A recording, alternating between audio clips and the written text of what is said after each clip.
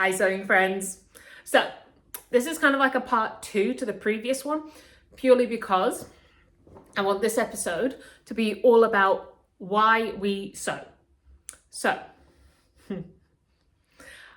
I learned to sew when I was 9 years old because my parents got me a sewing machine for Christmas and I wanted to just sew up a bunch of stuff. Like, it was purely, I think, a way of my parents keeping me quiet for a while. But nearly 20 years later, here I am, and I'm still going. You know, like, I love that. But in the last couple of months, I've kind of really started to think about why we sew. So at the moment, if you follow me over on Instagram, you will know that I've kind of introduced more imagery of the fast fashion industry. So that has become a bit more of a cornerstone of what I'm kind of showcasing at the moment, because I believe that sewing, learning to sew, sewing your own clothes, altering your own clothes, mending your own clothes is a way to step away from the fast fashion industry. Because I think we can all agree, without going into the stats and the finer figures of the fast fashion industry, that we all know it's bad. We've all seen it, we've all heard it. We know that it's bad, but what can we do to get away from it? For a lot of people, myself included, at times in my life, fast fashion was all we could afford. And it was the only thing accessible to us. Case in point, I had a gap year for like 2014, so a decade ago now. And on my gap year, I worked 4 jobs to save enough money to pay for my first year of university. But in earning money from those 4 jobs, I had more disposable income.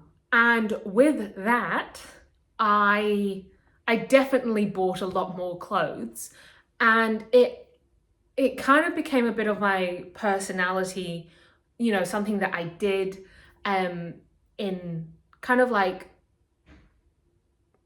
progressing from always being in high school to now being out of high school. You know, you go through a bit of a development in that time. So I was kind of expressing my way through style trends and whatnot. Saying that, in that year, I went to the UK, and this was the first time I was ever exposed to like mass fast fashion, right?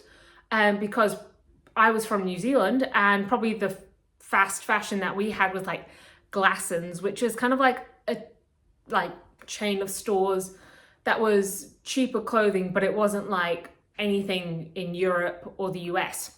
So this was the first time I ever kind of saw fast fashion en masse. And I remember how amazing it was to me, because I'd never seen anything like it. And I remember I spent a whole afternoon in Primark, and it was such a pivotal moment for me that at the end of the year, so I bought like a whole bunch of stuff, none of which I still have now, I think. Yeah, had to think there, because none of it obviously lasted. So shocker about that. And then at the end of the year, I made this blanket that's currently around me now, because it is very, very cold in Melbourne. So I made this blanket, and Primark was such a pivotal moment of that year. So it's kind of like a little quilted blanket here. And I stitched like different things that happened to me on my gap year. Primark being such a pivotal moment, actually made it onto this blanket. So I will never bury the evidence that I used to buy fast fashion, because I did. Clearly I did. I bought enough of it that I embroidered it onto a quilt. So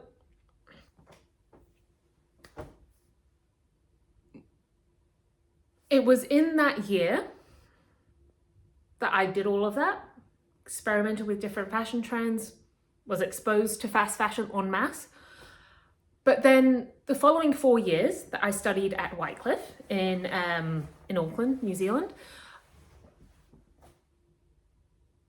and seeing everything that goes into, first of all, the wastage that goes into clothes. Like a lot of the fabric ends up on the floor. The waste of the material and the skill that goes into making something, I learned firsthand. And now, 10 years on, my requirements for my clothes have definitely changed. So, for example, I look at clothing and the way I dress and what I own in a very analytical sense. So that's why I find it so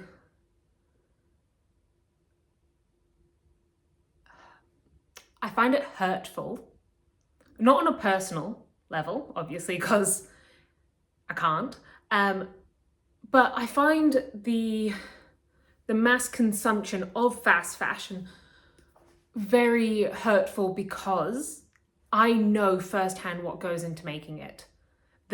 The time, the skill, the labor, the energy, the resources, everything that goes into making something, to see it quickly disposed of is hurtful.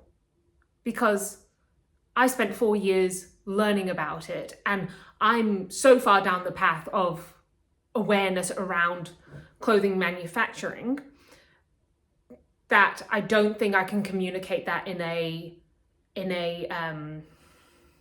concise way over to someone through like a 6 or 7 minute clip on YouTube or Instagram or whatever. But my point is, everything that goes into making a garment, for it to then be disposed of so thoughtlessly en masse by fast fashion and the consumer for no apparent cause is hurtful. And so it kind of opened up the idea of why, and I also think a point of it is, like, I studied fashion, I've been in this for 20 years, and I also think that there's a group of us in the sewing community, as the sewing community, that we really realize what goes into making our clothes. And it's kind of those kind of two viewpoints I find really interesting. So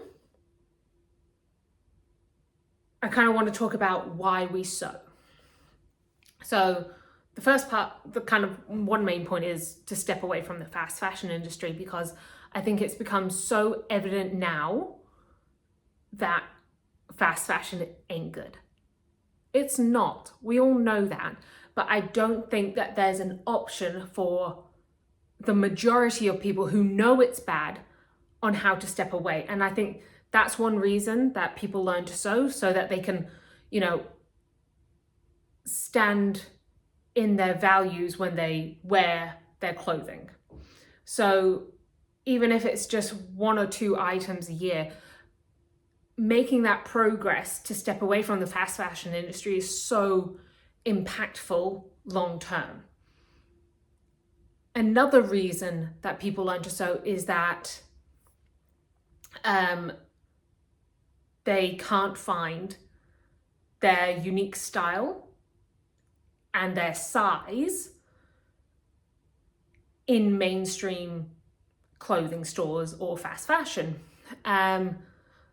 That's one of the reasons that a lot of people do buy fast fashion, is their size inclusivity on certain brands and whatnot.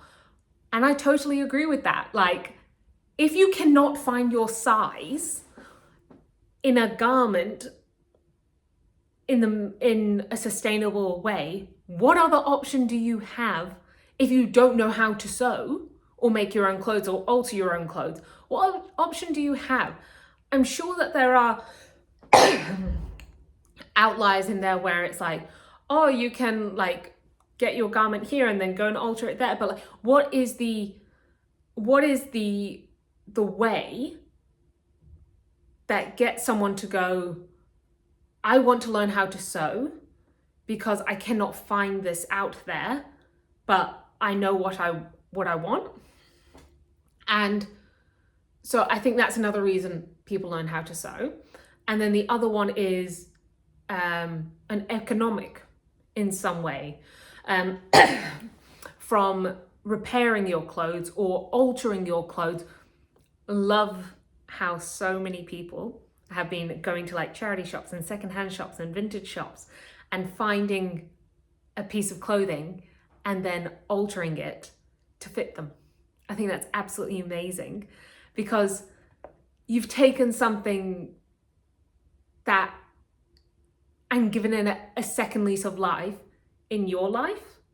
Like, I have a denim jacket I've had for now 10 years. I got it during my gap year, 2014. So I've had it now 10 years. And I love that denim jacket so, so much. And it is falling apart, but I will fix it because I know how to sew and I know how to repair my own clothes, but also I want that jacket to be a part of my future. I want that jacket going forward in my life. I want that jacket for the rest of my life. I absolutely love it because it has been with me through so many different life stages. In the last decade, it's seen me through so much, and I've worn it every single year, and I love it. And I love that I can keep it going. I think there's something so beautiful about that. So yeah, there's been a whole lot changing around this, and like my big like North Star that I just cannot stop thinking about, that I kind of, I know is going to accumulate in some way, somehow, some form, is I want to teach 1 million people how to sew. I think that is such, just like, even thinking about it is so amazing. Like the fact that like I learned to sew when I was 9 years old on a sewing machine I got for Christmas Day. And then like in my lifetime, I shared that with 1 million people. And what they can do with that skill. And like, I 100% believe these are like my 2 main pillars for Ford is sewing is a life skill. It is a generational skill. It is a skill that is so giving, right? So like we kind of did a little bit of a history on sewing before, but sewing is one of the skill sets that a woman could have at home and then make a little money on the side, historically, like 1800s kind of stuff. And sewing is a way of clothing yourself and clothing others, and make, do, and mend, and learning to sew impacts everything in your life for the better. Because before learning to sew, I was consumer of so many different aspects. Whereas now, there's an amazing new account that I've started to follow called No Buy 365 Challenge. And she is absolutely amazing. I've been watching her stuff. It's so great. And how she's trying to not buy anything for 365 days. I think we have become so overstimulated to buy. And I really think now we're kind of switching onto it going, actually, we don't need anything else. Like, if you think about how much energy, resources goes into making something new, it's staggering compared to getting something secondhand. And this is not only in fashion, but like homeware, cars, you know, different aspects of your life. If you can choose to buy secondhand, it takes out such a massive chunk of unnecessary consumption. Anyway, I do go off tangents quite a bit, so let's keep it to it. So yeah, sewing is a life skill. I really believe sewing is a life skill. It can get you so much more than it takes. I think it's beautiful. And the second thing is, I believe that there should not be an economic barrier to entry when learning to sew. Now, I need to preface that. So I believe that there should not be an economic barrier when learning to sew. That is why I put a lot of information out for free. I have spent the last 5 years putting out content on social media for free. And in that, it's kind of developed into a space where I can now make things like the online course, where it goes into a lot more detail for somebody wanting to do sewing more in a structured way. And for that kind of stuff, I have put an economic value on it. I know how hypocritical that does sound, but please stick with me. So what that, first of all, I've got to fly. What that now allows me to do is to get some return on my time and my energy and effort as a creative with a platform to invest back into Ford. Please note that the funds, the return, monetary return from that course is going into something so much more than my holiday fund, you know? Like with Ford, I do want to do it full time, and I do believe that I deserve a monetary compensation for my platform, for my information, for my knowledge to sewing. And I think there has become a lot more awareness around creatives getting paid for their product, essentially. And yes, I do feel the kind of the juxtaposition between me saying sewing should not have an economic barrier to entry, and that is why a lot of my content is free on Instagram and social media. I offer a lot. Saying that there should not be an economic barrier to entry is showcased on my social media. I have over 1,000 posts on social media showing you how to sew for free. But then I also have this thing here where if people want to purchase it, they can, and do something a bit more in depth. And then I also have different pricing tiers so that you can pay in monthly installments, or you can pay a one-off fee. One-off sum. Fee sounds a bit intense. But I want to do more than this. Like Ford is going to be something so much more than learn to sew. It's going to be learn to sew so that you can step away from the fast fashion industry. Learn to sew so you can alter your clothes to fit you and you wear them and you love them. Ford is going to be learn to sew to have a hobby. It's going to be so much more than that. And with selling a digital online course like The Beginner's Guide to Sewing, link in bio, that affords me to step away from, like my part-time job. I work as a waitress and bartender 4 nights a week, so if I can get